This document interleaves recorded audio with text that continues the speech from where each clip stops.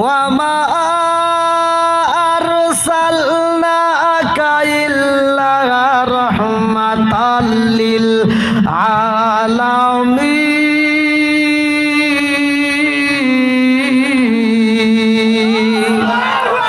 আমার নবী হইল রহমতের নবী রে, আমার সেনেগাতিবাসীরা লক্ষ্য করে শুনিয়া নাও। আমার নবীর চাচা আমার নবীকে এত আদর করতে, এত ভালোবাসতো। আমার নবী সেই মজলিসে যাইতো, বেঈমানরা যদি আমার নবীর বিরুদ্ধে আন্দোলন করত, আমার নবীরে যদি মারতে চাইতো রে বন্ধু, আমার নবীর চাচা যায়া বাধা দিত। আল্লাহু আকবার কম। এইবার আমার নবীর চাচা যখন বিদায় হয়ে যায় রে, আমার রহমাতাল লিল আলামিন নবীর মনটা বেজার হয়ে যায় গো। কারণ বট গাছের মতো ছায়া দিত আমার নবীর চাচা। আমার নবী যখন এইবার আম্মাজান খাদিজাতুল কুবরা রাদিয়াল্লাহু আনহার সামনে দাঁড়াইছে, মা খাদিজাতুল কুবরা রাদিয়াল্লাহু আনহা ডাক দিয়া কয়, ইয়া রাসূলুল্লাহ, নবী গো, আপনি নবী কেন মনটা বেজার করেন? বলে, কেন কান্দি খাদিজা জানো নি? আমার চাচারে হারাইছি, আমার আপন মানুষটারে হারাইলাম। বেঈমানরা আমারে মারতে চাইলে, আমার বিরুদ্ধে আন্দোলন করলে আমার চাচা সামনে দাঁড়াইতো। ও খাদিজা, আমার চাচা নাই, এইবার বেঈমানরা কিন্তু আমাকে মারার জন্য ষড়যন্ত্র করবে। এইবারে খাদিজাতুল কুবরা রাদিয়াল্লাহু আনহা ডাক দিয়া কয়, ইয়া রাসূলুল্লাহ, নবী গো, ও মায়ার নবীজি, এই পৃথিবীর বুকে আপনার চাচা নাই, ও মায়ার নবী গো, কিন্তু আমি খাদিজাতে এখনো বাচ্চা আছি। ও নবী গো, আমি আপনাকে জীবনের চাইতে বেশি ভালোবাসি, আমি আপনাকে সারা জীবন আগলায় রাখবো। আল্লাহু আকবার কর। আমার নবীর স্ত্রী আম্মাজান খাদিজাতুল কুবরা রাদিয়াল্লাহু আনহা যখন বিদায় হয়া যাইব রে, লম্বা একটা ঘটনা। আমার নবীর সামনে চারটা জিনিস চাই। কয়টা জিনিস? চারটা জিনিসের দাবি করে। এত ভালোবাসে আমার নবীরে ভাই, ভালো করে শুই না নাও। আমার নবীর সাহাবীরাও তো আমার নবীকে ভালোবাসতো। আমার নবী কিন্তু সব সময় আম্মাজান খাদিজাতুল কুবরার কথাগুলো বেশি বেশি করে বলতো। যেইখানে মরিয়মের ওয়াজ করে নবীজি, ওইখানে খাদিজার ওয়াজ করে। যেইখানে আমার নবী হাওয়া আলাইহিস সালামের ওয়াজ করে, ওইখানে খাদিজার নাম উল্লেখ করে। কারণটা কি জানেননি? আমার নবী এত ভালোবাসে, মা খাদিজাতুল কুবরা রাদিয়াল্লাহু আনহা বলে, ইয়া রাসূলুল্লাহ, নবী গো, ও মায়ার নবীজি, আমার মনে হয় আমি বাঁচব না গো নবীজি, আমার মনটা চাই গো নবী, আমি যখন বিদায় হয়ে যাব, আমাকে নতুন কাপড়ের দরকার নাই, আমাকে একটা পুরাতন কাপড় দিতে হইব। আল্লাহু আকবার কর। নতুন কাপড়ের প্রয়োজন নাই, ও মায়ার নবী গো, আমাকে একটা পুরান কাপড় দিলে চলবে। আমার নবী কয়, কোন কাপড় চাও? এইবার মা খাদিজাতুল কুবরা রাদিয়াল্লাহু আনহা ডাক দিয়া কয়, নবী গো, ও মায়ার নবীজি, আপনার গায়ের চাদর মোবারকটা আমার কাফনের কাপড় বানায়া দিবেন। আল্লাহু আকবার কম। হায় রে আমার নবীর মায়ার দিন, দিন উম্মতের সামনে আজি হইতেছে বিলীন। চিৎকার মেরে কন্যা আল্লাহু আকবার। ফরমায়াছেন হযরতে আয়েশা খাতুন, মোটা সুতার চাদর নবীর ছিল সে একখানা, সেই চাদরে গায়ে বিছানায় শুইতেন শীতের দিন। হাইরে আমার নবীর মায়ার দিন। চিৎকার মেরে কন্যা আল্লাহু আকবার। আমার নবীর কষ্টের দিনগুলো শুইনা যাও। আমার নবীর বিরুদ্ধে বেঈমানরা আন্দোলন করে রে ভাই, কেমনে বোঝাই? আমার নবীকে আবু লাহাব মারে রে। আমার নবীর এত কষ্ট দিছে রে বন্ধু, এই মাথার উপরে আঘাত করার কারণে টকবক করে রক্ত পড়ে। আমার নবী কান্দে, কেমনে বুঝাই রে ভাই? এই কষ্টের কথার মধ্যে এইবার এই খবর চইলা যায় আমার নবীর চাচা আমির হামজার কাছে। আল্লাহু আকবার। আমির হামজা তীর নিয়া হরিণ শিকার করতে যায় জঙ্গলে। কিতাবের ভিতর উল্লেখ করা হয় একটা মাত্র তীর আছে রে ভাই। এই তীরটা যখন হরিণের গায়ে লাগাইব, এমন সময় হরিণ দুইটা চোখের পানি সাইরা দিয়া কান্দে আর কয়, ও নবীর চাচা আমির হামজা, একটা মাত্র তীর আছে, আমারে মারতে চাও? এই তীরটা আমারে মারার দরকার নাই, আর দেরি কইরা না, যাও যাও যাও, বেঈমান রে মাইরা দাও। কারণ বেঈমান তো বোঝে নাই তোমার বাতিজার গায়ে আঘাত করছে, তোমার বাতিজার শরীর থেকে রক্ত জড়াইছে। এ আমার মুরব্বী বাবারা, ও সোনার যুবকের দলেরা, ভালো করে শুই না নাও। যারা আমার নবীরে ভালোবাসে রে ভাই, তারা মন থেকেই ভালোবাসে। আর এই ভালোবাসার কারণে আমার আল্লাহ তাআলা তাদেরকেও হেফাজত করছে। কেমন করে? ভালো করে শুই না নাও। আমার রহমাতাল লিল আলামিন নবীরে ভালোবাসে, মৌমাছি ভালোবাসে রে বন্ধু। কিতাবের ভিতর উল্লেখ করা হয় এই মৌমাছির মাথার ভিতর আল্লাহ এত সুন্দর বুদ্ধি দিল, এত সুন্দর ব্রেন দিল। কারণটা কি? এত সুন্দর করে বিল্ডিং বানায়, এত সুন্দর করে ঘর বানায়। এই ঘরের জন্য কোনো রকমের মিস্ত্রির প্রয়োজন হয় না। এই মৌমাছি নিজে নিজে ঘর তৈরি করছে রে।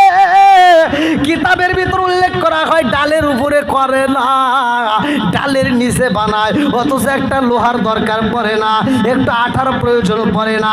এমন সুন্দর করে বিল্ডিং বানাইছে, এত সুন্দর করে ঘরটা বানাইলো। এই ঘরের ভিতর আবার মধু রাখা হয়। এক একটা চাকের ভিতর দেখা যায় 10 কেজি 20 কেজি মধু পাওয়া যায়। এই মধুটা সংরক্ষণ করলো। আর এমন কইরা ঘরের দরজা বানাইছে, এক ফোঁটা মধু বাইরে পড়ে না। জোরে জোরে কন্যা সুবহানাল্লাহ।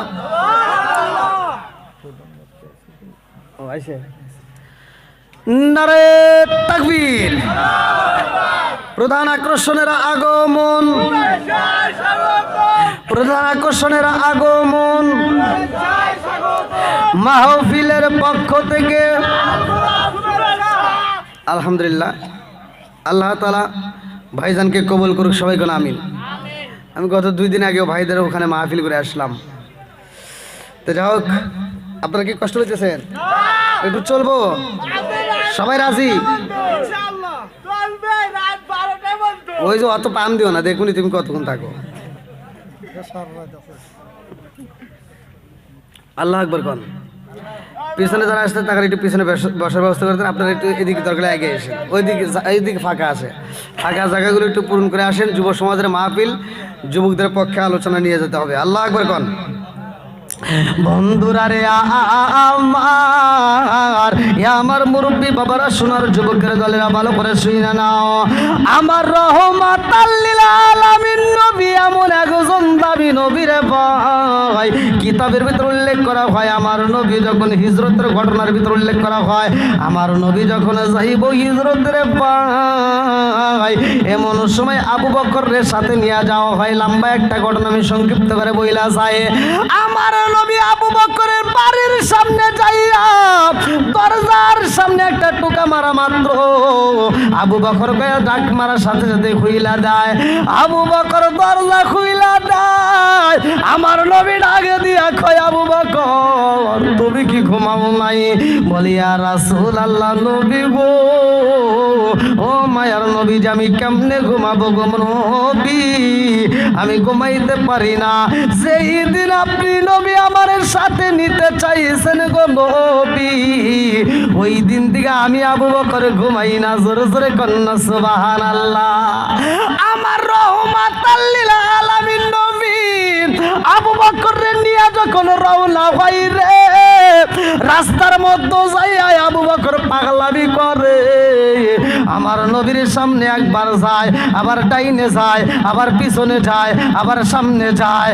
আমার নবী ডাক দিয়া কয়, আবু বকর, ও আবু বকর রে, জীবনে কত তোমার নিয়ে ভ্রমণ করলাম, আজকে তো এরকম এরকম পাগলামি করতেছে। একবার ডাইনে যাও, একবার বামে যাও, একবার সামনে যাও, একবার পিছনে যাও, কারণটা কি? আবু বকর কান্দে আরে কয়, ইয়া রাসূলুল্লাহ, নবী গো,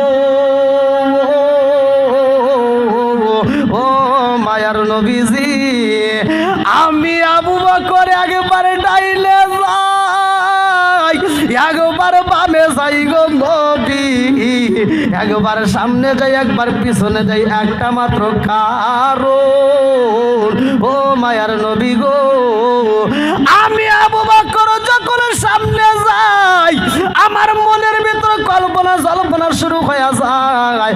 না জানি কোন বেঈমান আমার নবীকে পিছন দিকে কষ্ট দিব, না জানি কোন বেঈমান পিছন দিকে তীর মাইরা দিব। এই জন্য আমি একবার পিছনে যাই, আবার পিছন দিকে মনে হয় না জানি কোন ব্যক্তি আমার নবীকে সামনের দিকে কষ্ট দিব। আমি আবার সামনে যাই, আবার মন বলে না জানি কোন বেঈমান ডাইনে থেকে আমার নবীরে কষ্ট দিব। এই জন্য আমি ডাইনে যাই, আবার মন বলে না জানি কে বামে থেকে কষ্ট দিব, আবার বামে যাই। ও মায়ার নবী গো, এই জন্য আমি চারপাশ দিয়ে ভ্রমণ করতেছি। আল্লাহু আকবার কম। আমার নবীরে আবু বকর এত ভালোবাসে রে, আমার ছেলে গাতে যুব সমাজবাসীরা ভালো করে শুনে নাও।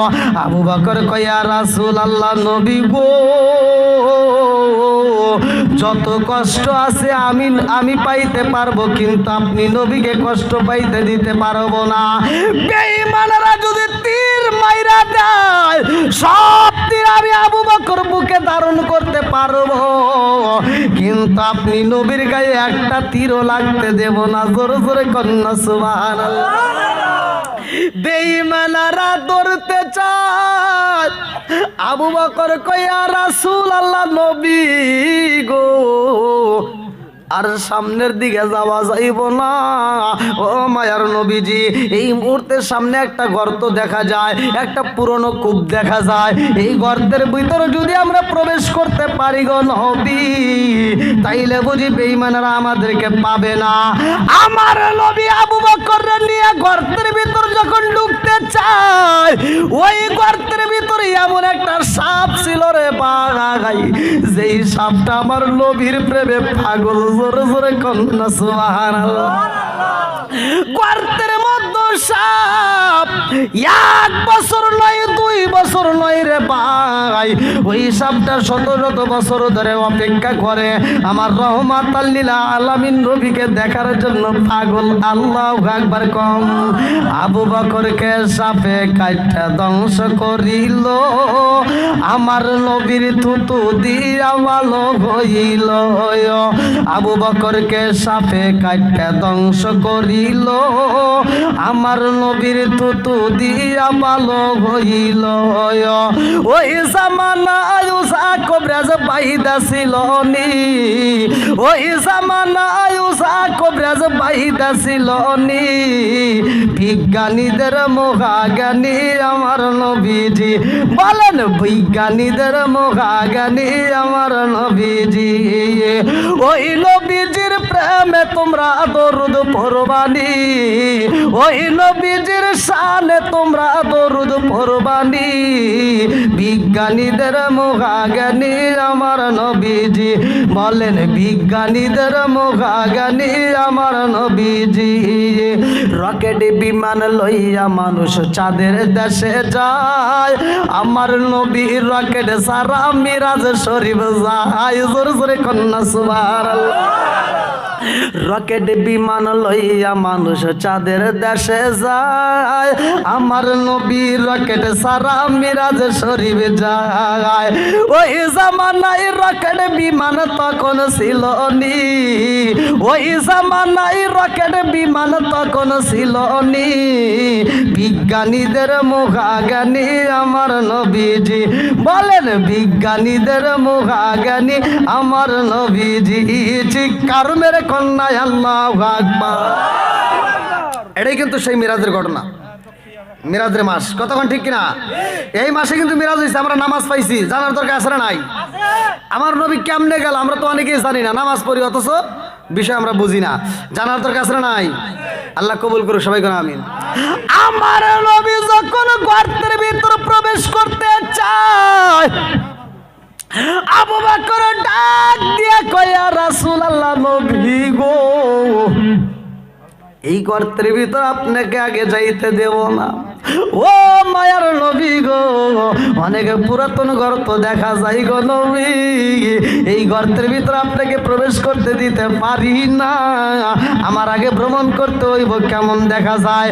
এইবার আবু বকর আগে চইলা যাই রে, ছায়া দেখে গর্তের ভিতরে অনেকগুলো গর্ত দেখা যায়।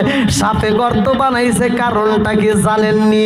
একটা নয়, দুইটা নয়, কোনো তাফসীরকারক বলে 13টা, কেউ বলে 11টা, এক একজন এক এক ভাবে লেখে। এই গর্তের সামনে দাঁড়াইয়া আবু বকর দুইটা চোখের পানি ছাইরা দিয়া কান্দে আর কয়, আল্লাহ, তোমার বন্ধু নবী গর্তের ভিতরে আসবে, এতগুলো গর্তের ভিতরে মুখ দেখা যায়, না জানি কোন মুখের সামনে সাপ বইসে আছে, আমার নবী তো এইখানে ঢুকবে, আমার নবীকে যদি সাপে কামড় দেয় সইতে পারবো না। এই জন্য আবু বকর মাথার পাগড়িটা খুইলা পালাইছে। আল্লাহু আকবার কোন। হযরতে আবু বকর রাদিয়াল্লাহু আনহু মাথার পাগড়িটা ছিঁড়া ছিঁড়া রে বন্ধু প্রত্যেকটা গর্তের মুখের ভিতরে ঢুকাইয়া দেয়। এই পাগড়ি মুবারক যখন শেষ হইয়া যায় রে ভাই,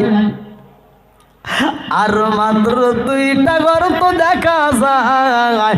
এইবার আবু বকর ডাকে দিয়া কয়, ইয়া রাসূলুল্লাহ, নবী গো, এইবার আপনি গর্তের ভিতরে আসতে পারবেন। আল্লাহু আকবার। আবু বকর গর্তের সামনে বইসা পড়ছে, একটা গর্তের উপরে আবু বকর বইছে রে ভাই, আর গর্তের উপরে এইবার পাটা রাইখা দিছে। পাটা যখন রাইখা দিছে রে বন্ধু, সাপে কান্দে আর কয়, আল্লাহ, আবু বকরের কারণে বুঝি আমার নবীকে আমি দেখতে পারবো না। ও মালিক, 1 বছর নয়, 2 বছর নয়, এত বছর ধরে অপেক্ষা করি আমি নবীকে দেখবো, অথচ আবু বকরের কারণে আমি নবীকে দেখতে পারতেছি না।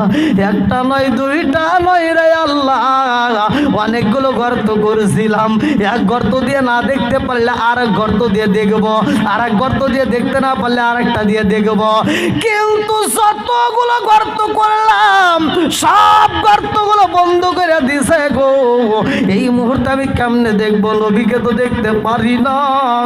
আবু বকর তো পাও সরাই না। ও মালিক রে, আবু বকর যদি পাও না সরাই, আমি তো নবীকে দেখতে পারবো না, আমি সইতে পারি না। ও মালিক গো, এই মুহূর্তে অনুমতি দাও, আমি আবু বকরকে কাটতে দিতে চাই, ধ্বংস করতে চাই। আল্লাহ যখন কবুল করে পালাইছে, ডাক দিয়া কয় সাপ, তুমি আবু বকরে কাইটে দাও, আবু বকরের পায়ে ধ্বংস করবে। ভালো করে শুই না নাও, আবু বকরের পায়ের উপরে রে বন্ধু আমার রহমাতাল লিল আলামিন নবী মাথা দিছে রে ভাই, আমার নবী মাথা দিয়ে আরামে ঘুমাইছে। আবু বকরের পায়ে যখন এইবার সাপে কামড় মাইরা দিছে গো, তারপরেও আবু বকর পাও নড়াই না। একটু পরে আবু বকরের শরীরে বিষ ঢুকে যাইতেছে, আবু বকরের শরীরটা নীল হইতেছে। আবু বকরের গরম পানি, চোখের গরম পানি রে ভাই, এইবার চোখ বেবে পড়তেছে। তারপরে আমার নবীকে ডাক দেই না, আল্লাহু আকবার কও। আমার রহমাতাল লিল আলামিন নবীর ঘুমটা আবু বকর নষ্ট করে না।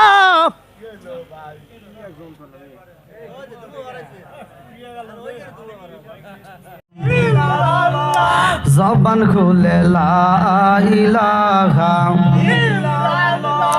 লা ইলাহা ইল্লাল্লাহু মুহাম্মাদুর রাসূলুল্লাহ সাল্লাল্লাহু আলাইহি ওয়াসাল্লাম। নাহমাদুল্লাহ হামদা শাকিরিন ওয়া নুসাল্লি ওয়া নুসাল্লিমু আলান নাবিয়্যিল উম্মি ওয়া আলা আলিহি ওয়া আসহাবিহি আজমাইন ওয়া বা'দা। আম্মা বাদ, সকল প্রশংসা মহান আল্লাহ তাআলার, যিনি আমাকে আপনাকে ভালোবেসে মায়া করে দয়া করে এত সুন্দর একটা পরিবেশে জান্নাতের বাগানে দুনিয়ার সমস্ত ফিতনা ফিসাদ হইতে বিরত রাখিয়া আমাদেরকে একত্রিত করলেন, মাহফিলে বসার জন্য সুযোগ দিলেন। এজন্য প্রাণ খুলে আর শুকরিয়া আদায় করি। সবাই বলুন আলহামদুলিল্লাহ। শতকোটি দরুদ ও সালাম বর্ষিত হোক আমার আপনার নবী, দয়াল নবী, মায়ের নবী, বিশ্বের মানবতা মুক্তির দেশের আকায় নামজার তাজদার মদিনা আহমদ মুস্তফা মুহাম্মদ মুস্তফা, সকলেই বলুন সাল্লাল্লাহু আলাইহি ওয়াসাল্লাম। সেনগাতি যুব সমাজের উদ্যোগে দ্বিতীয় বার্ষিকী বিরাট ইসলামী জালসা, তারিখ 9 জানুয়ারি 2026, রোজ শুক্রবার, স্থান সেনগাতি জামে মসজিদ সংলগ্ন।